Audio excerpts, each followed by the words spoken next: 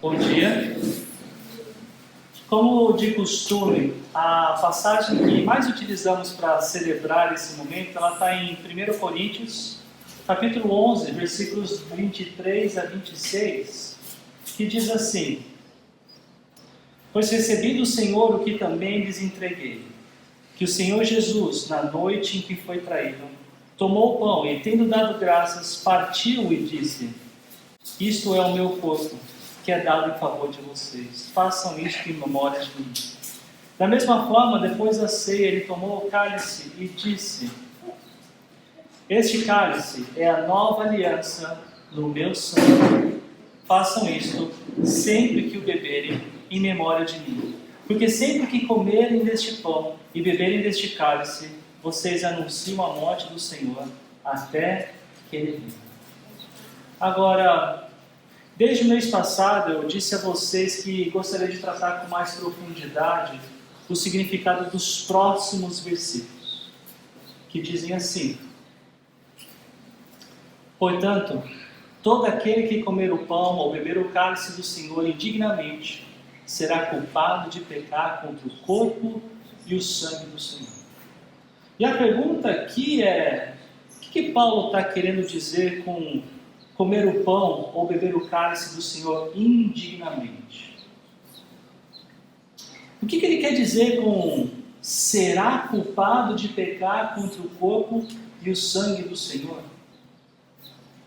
E as questões continuam com os próximos versículos. O 28 e 29 diz assim: Examine-se o homem a si mesmo, e então coma do pão e beba do cálice. Pois quem come e bebe sem discernir o corpo do Senhor, come e bebe para sua própria condenação. Aqui a pergunta é: o que significa se examinar antes de comer o pão e beber do cálice? Será que ele está dizendo que eu preciso pedir perdão por todos os meus pecados antes de participar da ceia do Senhor? O que significa discernir o corpo do Senhor? Será que isso é porque todos precisam ser crentes em Cristo? Ou seja, somente aqueles que discernem quem realmente é Jesus é que podem participar desse momento? Eu quero pensar com vocês esses versículos, porque conhecê-los adequadamente afeta a nossa forma de celebrar a ceia, afeta a nossa adoração a Deus, afeta um dos propósitos mais claros da ceia: anunciar a morte de Jesus até que ele venha. E eu quero começar com vocês observando o versículo 27, mas não sem antes orar. Senhor, obrigado por estarmos juntos e podermos, com a Tua palavra, analisar, avaliar e, fazendo isso, Pai, com a Tua bênção de forma correta, poder celebrar este momento de forma ainda mais zelosa, ainda mais bíblica, de uma forma, Pai, que realmente te adora. Eu te peço, Pai, nos ajude. E obrigado pelo sacrifício de Cristo no nosso lugar. É hora assim em nome de Jesus. Amém. Essa primeira observação que eu quero apontar é que esse versículo, o 27, ele começa com um portanto. E o que isso significa? Significa que esse versículo é a conclusão daquilo que Paulo estava dizendo. Então, todo esse trecho que nós já lemos, de comer do pão, que é o corpo de Cristo, e beber do cálice, que significa o sangue de Cristo, converge nessa conclusão, ou seja, toda essa sessão é sobre participar da ceia, comendo e bebendo de forma indigna. Agora, nós não só conseguimos entender melhor isso se lermos esse trecho que geralmente nós temos o hábito de ler, visto que ele geralmente nós só pretendemos apresentar o significado dos elementos da ceia que fazemos quando nós anunciamos a morte de Jesus, pela ceia. Essa informação fundamental para alguém entender o Evangelho e, na graça de Deus, posteriormente, confiar nele. Olha os versículos 20 e 22. Então, como começa todo esse trecho que geralmente nós não lemos? Quando vocês se reúnem, não é para comer a ceia do Senhor, porque cada um come sua própria ceia, sem esperar pelos outros. Assim, enquanto um fica com fome, outro se embriaga. Será que vocês não têm casa onde comer e beber? Ou desprezam a igreja de Deus e humilham os que nada têm? Que lhes direi? Eu os elogiarei por isso? Certamente que não. Os coríntios, ou alguns coríntios, eles não estavam levando a sério a ceia. Eles estavam tratando a ceia de forma indigna. Eles tratavam daquele momento como se fosse uma refeição pessoal, sem levar em consideração o verdadeiro significado da ceia. E quando eu digo pessoal, eu me refiro a tratar da ceia como se fosse uma refeição, como a que comemos em casa, de forma como gostamos, do jeito que queremos, tanto quanto como um momento individual, sem considerar o coletivo, sem considerar a igreja. Então, essa pessoa que tratava a igreja dessa forma, ela seria culpada no sentido de prestar contas, de pecar contra o corpo e o sangue do Senhor. Para usar as palavras de um dos teólogos mais respeitados na interpretação das cartas aos Coríntios, ele diz, seu ponto, o ponto de Paulo, é que aqueles que continuam na mesa do Senhor, fazendo como os coríntios fazem, perderam o objetivo da ceia, que é proclamar a salvação através da morte de Cristo, demonstrado no pão e no cálice, e proclamado no significado do pão e do cálice. Profanar a refeição, como eles estão fazendo, é colocar-se como cúmplice dos responsáveis por essa morte, a morte de Cristo, em primeiro lugar. Assim, ser culpado do seu corpo e sangue significa ser responsável por sua morte. Um outro teólogo, ele diz, se a postura e o estilo de vida tornarem isso vazio de conteúdo e seriedade, os participantes serão responsabilizados por tratarem assim o corpo e o sangue do Senhor. Então, de uma forma mais fácil de se entender, participar desse momento da ceia de forma egoísta, sem a consciência do seu significado e sem a seriedade que ela demanda, dada a importância da ceia para a igreja, que desde os seus primeiros encontros após a ascensão de Cristo ela acontece, é ser considerado culpado da morte de Cristo. E eu especulo que, nesse caso, é enfatizar a culpa pela morte de Jesus, mais do que se alegar pelo sacrifício que ele fez pelos meus pecados, pelos nossos pecados. Olha o que mais um teólogo disse. Participar da ceia do Senhor de maneira indigna tem sido tradicionalmente interpretado como participar com pecados não confessados. Isso pode ser devido, em parte, a uma má interpretação que entende indigno como descrevendo o pecador e não a maneira de participar. Ou seja, a questão não é se a pessoa tem pecado ou não, ou se é crente ou não. Não nesse texto. A questão é, como eu disse, e repito a importância disso, se o indivíduo que participa da ceia tem em mente que não é uma refeição feita na casa da tia Joana, ou como se fosse um churrasco com os amigos do futebol, ou um chazinho das Luluzinhas. Não é isso. Não é isso que a gente está fazendo agora. A ceia é uma coisa séria. Tão séria que, por meio dela, nós anunciamos a morte de Jesus até que ele volte. Inclusive, aqueles que estão no nosso meio, buscando entender o Evangelho, que muitos de nós já entendemos e cremos. E essa tarefa de anunciar, ela não é exclusivamente do pastor, dos presbíteros, dos diáconos, ela é de toda a igreja. Aliás, eu enfatizo, de toda a igreja junta. Olha o foco que Paulo dá no final desse capítulo, nos versículos 33 e 34. Portanto, meus irmãos, quando vocês se reunirem para comer, então lá, no plural, vocês se reunirem. Esperem, também no plural, uns pelos outros. Se alguém estiver com fome, come em casa, para que quando vocês se reunirem, de novo plural, isso não resulte em condenação. É uma coisa que nós fazemos juntos. A ceia que celebramos hoje, ela não objetiva matar a fome de ninguém.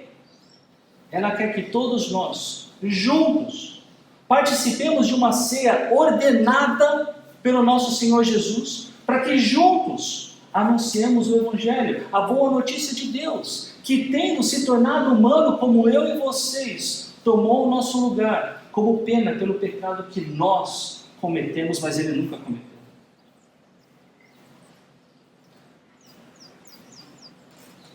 Grande parte da minha atenção hoje está nesse versículo 27.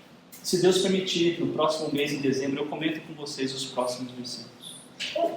Na expectativa de que nós, como igreja, celebremos de forma apropriada esse momento tão especial para a igreja, com o zelo bíblico que nós devemos ter em tudo o que nós fazemos. E a conclusão disso é que todos vocês que estão presentes estão convidados a participar desse momento, desde que saibam, apesar de parecer óbvio do tamanho do pão que vocês vão pegar e do tamanho do cálice que vocês vão tomar, esse não é um momento para matar a sua fome. Saiba disso. Também não é um momento que você estabelece como deve ser, ou quem deve comer. Isso as Escrituras já fazem. Aqui nós tentamos, aqui na fonte, nós tentamos espelhar com o melhor que conseguimos, porque é isso que nos cabe. O convencimento do pecado, o arrependimento que todos precisamos, ela é obra divina. E o que cabe a nós precisamos fazer bem feito.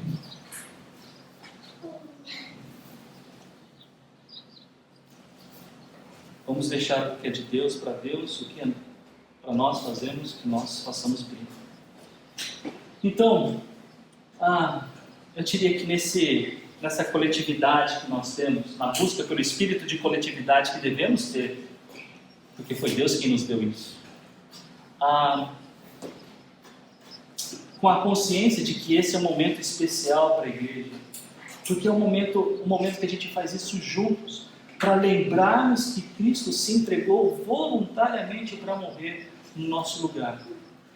Eu queria convidar Robson e Yasmin, por favor, para ajudar na distribuição dos elementos. Nós vamos comer o pão e beber do cálice em obediência a Jesus, o único Salvador, o único meio pelo qual alguém pode desfrutar do perdão de Deus e da vida eterna. Então, fiquem à vontade.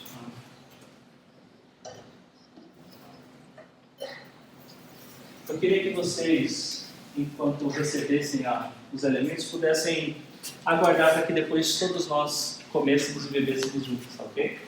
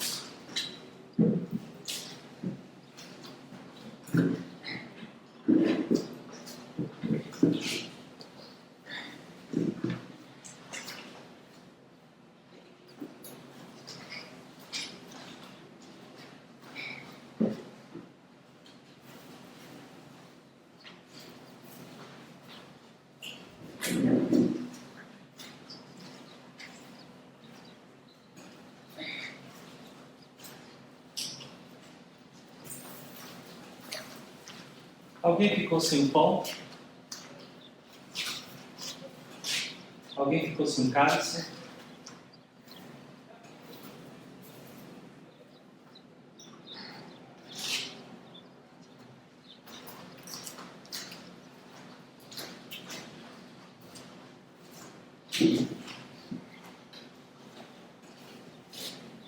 Então, com a consciência de que esse é um momento especial, esse é um momento coletivo, esse é um momento sério, por causa do objetivo que ele tem.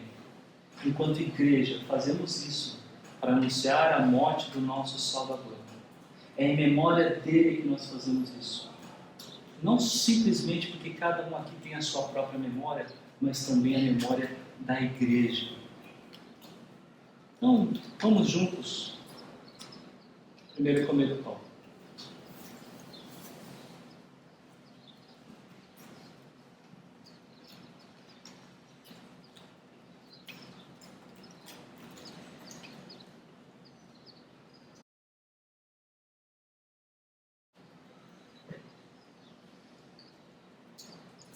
Vamos em seguida agora tomar juntos do cálice, que é o sangue de Deus.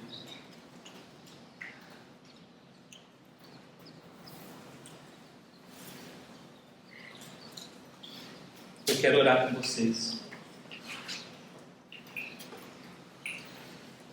Senhor, obrigado. Por vezes eu penso que somos tão esquecidos e falhos que até mesmo o Senhor proporcionou uma ordenança para que fizéssemos em memória do nosso Salvador. Aqui nós fazemos de forma mensal, como o Senhor sabe, e queremos fazer, Pai, ter este momento cada vez mais próximo como aquilo que enxergamos na Tua Palavra, desfrutando, Pai, desse momento com a seriedade que é merecida, para a honra e glória do Teu nome. Pai, a morte de Cristo, ela é triste, mas nessa tristeza encontramos a maior alegria que podemos ter, porque por causa da morte dele, do nosso Salvador, com fé nessa obra amorosa do Senhor Jesus, nós podemos ter a vida eterna que nós nunca merecemos, nunca merecíamos e nunca mereceríamos. Mas esse presente maravilhoso que o Senhor nos dá alegria. Que essa seja uma alegria da nossa comunidade, Pai. De saber que a nossa vida eterna já começou por causa do Senhor. Louvado seja o Teu nome por tudo isso. Obrigado. Em nome de Jesus que eu oro. Amém.